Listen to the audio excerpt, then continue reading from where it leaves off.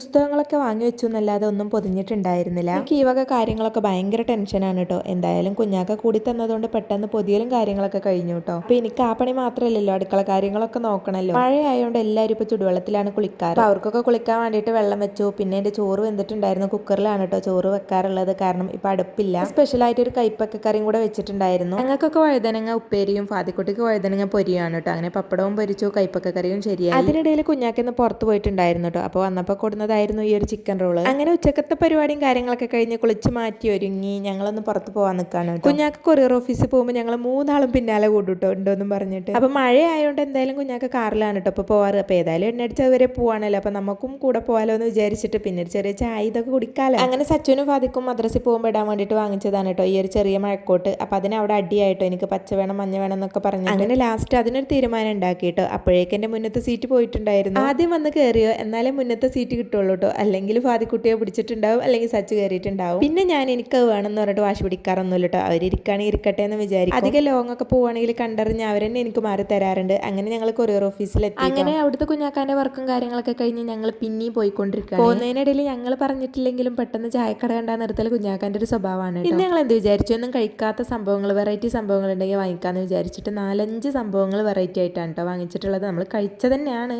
എന്നാലും അങ്ങനെ ഒരു സമൂസ, പഴം നിറച്ചത്, സാൻഡ്വിച്ചിന്റെ ഉള്ളിൽ മുട്ട നിറച്ചത്, പിന്നെ ചട്ടിപ്പത്തിരി, കായാട, അങ്ങനെ എന്തൊരു സംഭവം, അതിന്റെ പേര് എനിക്ക് കിട്ടുന്നില്ല. അങ്ങനെ 5 ഐറ്റാണ് വാങ്ങിച്ചതെങ്കിലും ഞങ്ങൾ 4 ആളും അത് ഷെയർ ചെയ്ത് കഴിച്ചിട്ടുണ്ടായിരുന്നു. മഴ ആയതുകൊണ്ടാന്ന് അറിയില്ല കേട്ടോ, കയറിയ കടയിൽ നിറച്ച് ഈച്ചയായിരുന്നു കേട്ടോ. പിന്നെ നമുക്ക് കുടിക്കുമ്പോഴും കഴിക്കുമ്പോഴൊക്കെ എന്തൊക്കെയോ ഒരു ഇതൊക്കെ ഉണ്ടായിരുന്നു, പക്ഷെ എന്നാലും നമ്മൾ അഡ്ജസ്റ്റ് ചെയ്ത് കഴിച്ചു. ഇപ്പൊ നമ്മളൊരു ഉള്ളേരിയിലൂടെയാണ് കേട്ടോ പോകുന്നത്. കുറേ അധികം പോകാനുണ്ട്. പുഴയും പാടവും തോടും ഒക്കെ കഴിഞ്ഞിട്ട് വേണം പോകാൻ. ഈ ഒരു വീട്ടിലേക്കാണ് കേട്ടോ പോകുന്നത്. അധികം ആരും അറിയാത്തൊരു പാർക്കും കൂടെ ഉണ്ടായിരുന്നു കേട്ടോ അതിന്റെ ഉള്ളിൽ, ഫേമസ് ആയി വരുന്നുള്ളൂ. അങ്ങനെ അവിടെ പോയി ഞങ്ങൾ തിരിച്ചു. അപ്പോഴും ഞങ്ങൾ വേറൊരു വഴിക്കാണ്ട് തിരിച്ചു വന്നത്. വലിയൊരു പാലം പുഴയും അതിൽ നിറയെ വെള്ളമൊക്കെ ഉണ്ടായിരുന്നു. അപ്പൊ അതൊക്കെ കാണാന്ന് വിചാരിച്ചു. അങ്ങനെ പിന്നെ രാത്രിയായ പിന്നെ ഫാദിക്കുട്ടിക്ക് വിശക്കാൻ തുടങ്ങി. അങ്ങനെ ഞങ്ങൾ റവാബി കുഴിമന്തിയിൽ കയറി കേട്ടോ. ഒരു വാരിയല്ലും അതുപോലെ ഒരു മന്തിയൊക്കെ കഴിക്കാന്ന് വിചാരിച്ചു. അപ്പൊ അവിടെ കയറിയപ്പോൾ സച്ചുവിന്റെ പരിപാടി ഇതായിരുന്നു കേട്ടോ, വെള്ളം നിറച്ച് കഴിക്കുക. അപ്പോഴേക്കും നമ്മുടെ ഫുഡ് വന്നിട്ടുണ്ടായിരുന്നു. അപ്പൊ എനിക്ക് ചിക്കനോട് വലിയ താല്പര്യമില്ല കേട്ടോ. അപ്പൊ അതുകൊണ്ടാണ് ഞങ്ങൾ അധികം ഈ വാരിയൽ കഴിക്കാൻ പോകുന്നത്. ഞാൻ മന്തി ആണെങ്കിലും ബീഫ് മന്തിയാണ് കേട്ടോ എനിക്ക് കഴിക്കുന്നത്. അങ്ങനെ അവിടുന്ന് ഞങ്ങൾ ഫുഡൊക്കെ കഴിക്കൽ കഴിഞ്ഞ് ഇറങ്ങി കുറച്ച് മണിമണിയും ജീരകമൊക്കെ പെറുക്കിയിട്ടുണ്ടായിരുന്നു. ഇത് ഫാദിക്കുട്ടിന്റെ ഒരു സ്ഥിരം പരിപാടിയാണ് കേട്ടോ. കുറച്ച് മരുന്നൊക്കെ വാങ്ങിക്കാണ്ടായിരുന്നു കേട്ടോ. അപ്പൊ അങ്ങനെ അതൊക്കെ വാങ്ങിച്ച് ഞങ്ങൾ നേരെ പിന്നെ തറവാട്ടിലോട്ടാണ് കേട്ടോ. തറവാട്ടിലെത്തി കഴിഞ്ഞാൽ പിന്നെ മൂത്തച്ഛനോടും നീനുവിനോടും 1-2 കുശലം പറഞ്ഞ് കുറേ